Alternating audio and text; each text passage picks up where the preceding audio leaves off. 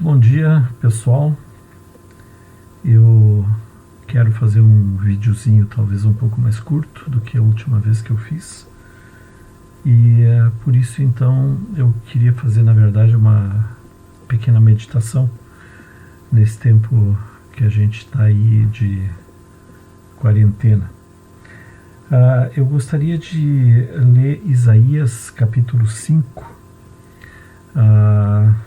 Tem um texto aqui que eu gosto muito porque ele não é uma mensagem diretamente para nós, mas sempre fiquei muito impactado com a mensagem desse texto.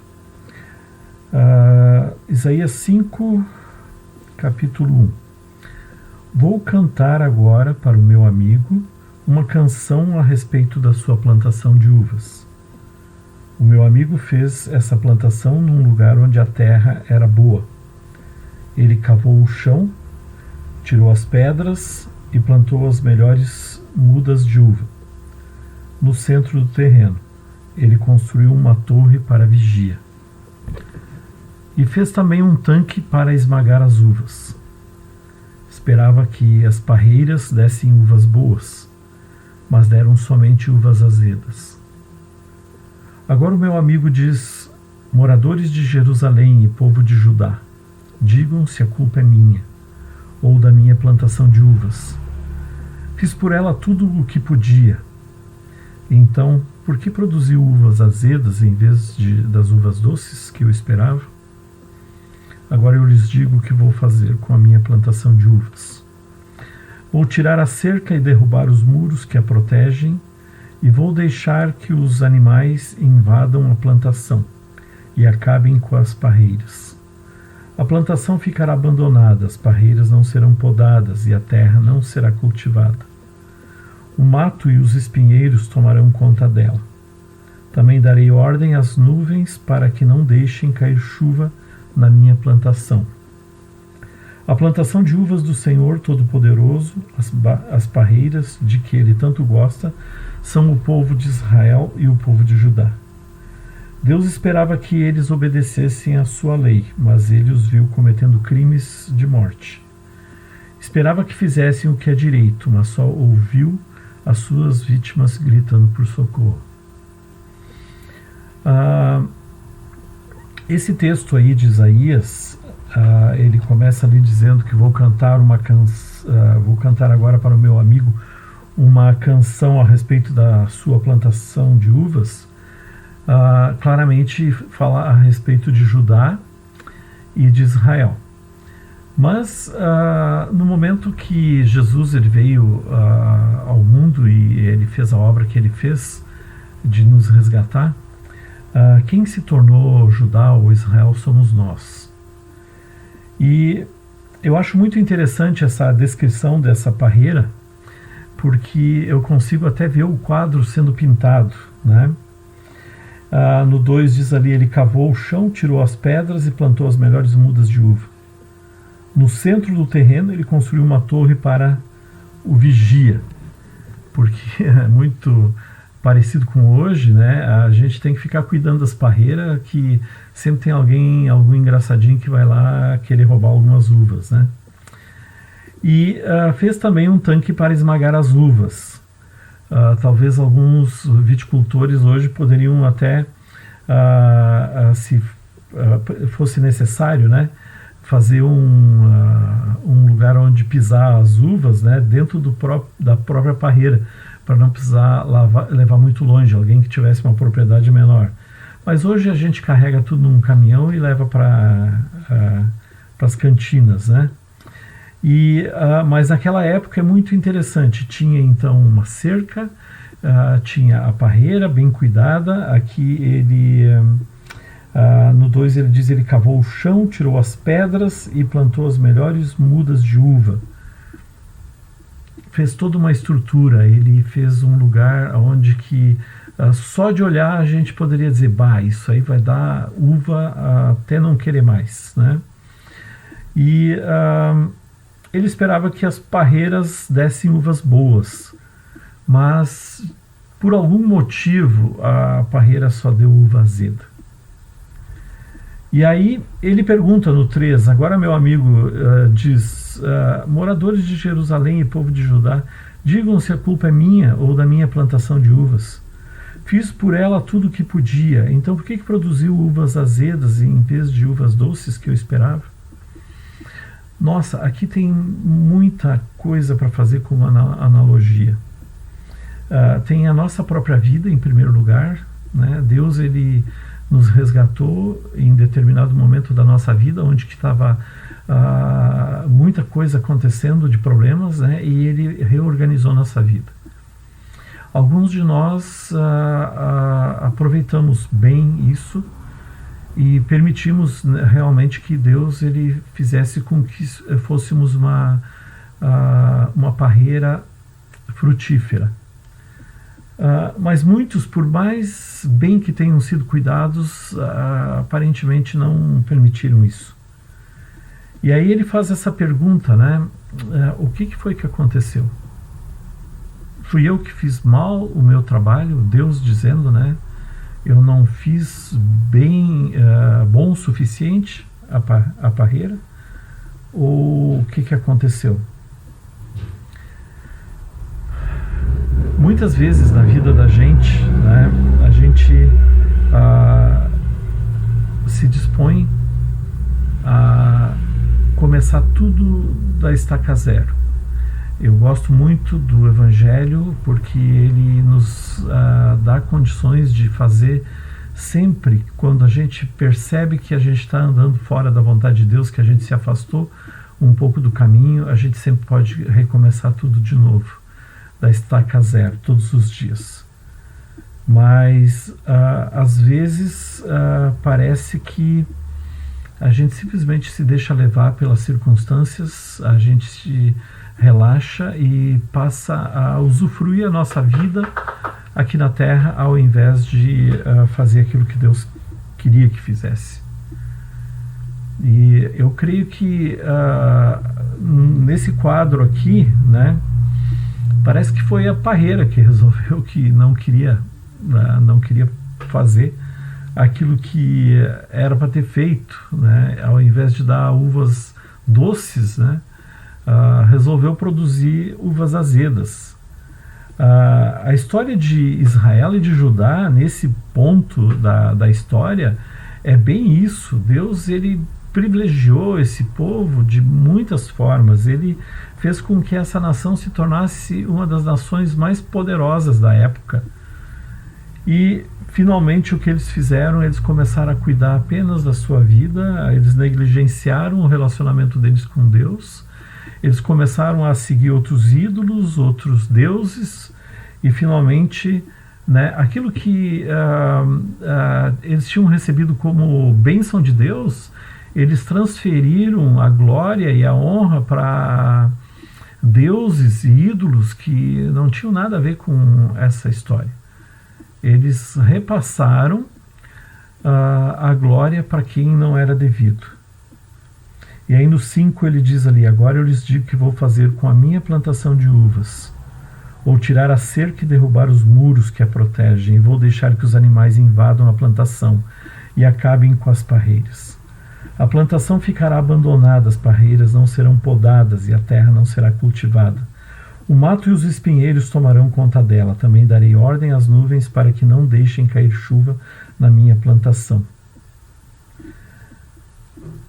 Abandonar totalmente a parreira significa que tá bom, já que todo cuidado que ela tinha recebido não foi valorizado.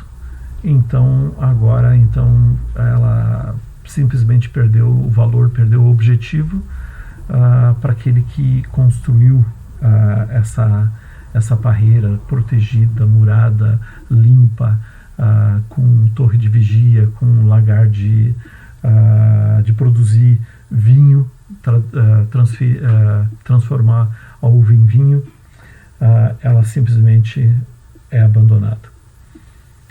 Quantas vezes a gente se encontra nessas circunstâncias? Começamos a caminhada e depois de um tempo nos encontramos como se fôssemos de novo uma terra arrasada, abandonada, que não produz aquilo que gostaria de estar produzindo. Eu tenho certeza de que todos nós gostaríamos de ser um elemento de prosperidade, um elemento de bênção, um elemento de honra para Deus e também para as pessoas que estão em volta da gente, que nos amam. Mas muitas vezes, por causa de nossas escolhas, a gente se afasta totalmente de Deus e a gente se torna uma terra devastada. Nós temos algumas escolhas para fazer nesse tempo que a gente está de quarentena, e é interessante a gente ler textos como esse para nos avaliar nossa vida, repensar ela. O que nós vamos fazer depois que terminar esse período de quarentena? Nós vamos continuar vivendo como nós estávamos vivendo antes? Nós recebemos um presente impagável, que é a salvação, que é a graça de Deus, que é a misericórdia dele na nossa vida. Nossas vidas foram transformadas, alguns de nós estavam doentes, alguns de nós estávamos quebrados financeiramente, alguns de nós estávamos desanimados em relação à vida, nosso sentido da nossa existência não existia. Alguns de nós estavam emocionalmente quebrado, fragmentado, e de repente Jesus entrou na vida da gente, voltou a alegria, voltou a disposição de fazer alguma coisa, voltaram os sonhos e a disposição de realizar eles, e nós precisamos tomar uma decisão de quem nós somos. Esse quadro aqui, eu gostaria de ver ele pintado um dia, talvez numa pintura, né? Numa parede, porque eu acho ele muito bonito, muito bonito. Quando se vê uma parreira organizada e produtiva, o olho da gente ele enche, né? Porque isso é muito bonito de ver. Mas ver uma terra desolada, destruída, isso nos choca, isso nos assusta, isso nos desanima. E aqui, nesse quadro aqui, então, Israel e Judá, eles foram totalmente arrasados. Até hoje, aquela terra ainda tem as marcas dessa destruição. E, no entanto, a igreja que Jesus ele falou que ele ia construir, ele disse: destruam esse templo e em 3 dias eu vou erguer ele de novo. É a igreja que somos nós e que na verdade tem feito um grande bem a toda a humanidade durante toda a sua história, porque se existe desenvolvimento no mundo, ele certamente veio pelo Ocidente, que é cristão. No 7 diz ali: a plantação de uvas do Senhor Todo-Poderoso, as parreiras que ele tanto gosta, são o povo de Israel e o povo de Judá. Deus esperava que eles obedecessem à sua lei, mas ele os viu cometendo crimes de morte. Esperava que fizessem o que é direito, mas só ouviu as suas vítimas gritando por socorro. A igreja no Brasil, ela tem crescido assombrosamente. Quando eu entreguei minha vida para Jesus, eu pensei que a gente nunca viria o Brasil, que era um país católico, apostólico, romano, não praticante, mas muito fixo nessa ideia do que era, se transformar cada vez mais hoje num país cada vez mais evangélico. Mas o evangélico se tornou uma coisa relativizada. E hoje a gente tem que, quando alguém diz que é evangélico, que é cristão, a gente tem que perguntar de novo: mas que tipo, né, tu é? E infelizmente a gente tem muito dessa experiência de que